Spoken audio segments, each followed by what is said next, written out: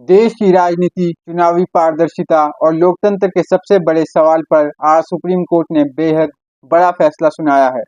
अब साफ हो गया है कि वोटर लिस्ट की स्पेशल इंटेंसिव रिवीजन यानी एसआईआर की प्रक्रिया पूरी तरह संवैधानिक है और इसे कराने का अधिकार चुनाव आयोग के पास है।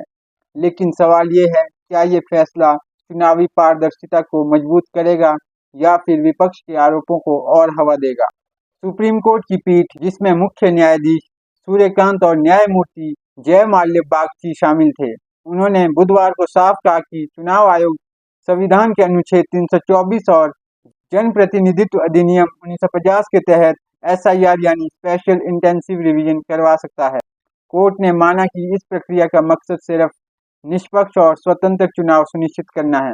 यानी अगर चुनाव आयोग को लगता है कि वोटर लिस्ट में बड़े स्तर पर संशोधन या सत्यापन जरूरी है, तो वो ऐसा कर सकता है। मुख्य न्यायाधीश सूर्यकांत ने फैसले में और कहा कि कानून खुद चुनाव आयोग को यह शक्ति देता है कि वो किसी भी समय कारण दर्ज कर वोटर लिस्ट में बदलाव कर सकता है। कोर्ट ने यह भी कहा कि सिर्फ इसलिए इस प्रक्रिया को गलत नहीं कहा जा सकता क्योंकि यह सामान्य संशोधन प्रक्रिया से अलग है। यानी सुप्रीम कोर्ट ने साफ कर दिया है कि चुनाव आयोग ने अपने अधिकार क्षेत्र से बाहर जाकर काम नहीं किया है। दरअसल पूरा मामला बिहार से जुड़ा था। पिछले साल जून में चुनाव आयोग ने बिहार में स्पेशल इंटेंसिव रिवीजन करवाने का फैसला लिया था। इसके खिलाफ कई राजनीतिक नेताओं और संगठनों ने सुप्रीम कोर्ट का दरवाजा खटखटाया था।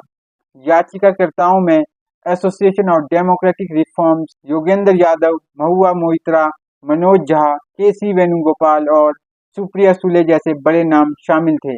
विपक्ष का आरोप था कि एसआईआर प्रक्रिया का इस्तेमाल वोटर लिस्ट से नाम हटाने या राजनीतिक फायदा लेने के लिए किया जा सकता है, लेकिन सुप्रीम कोर्ट ने इन दलीलों को स्वीकार नहीं किया और चुनाव आयोग के अधिकारों को बरकरार रखा है।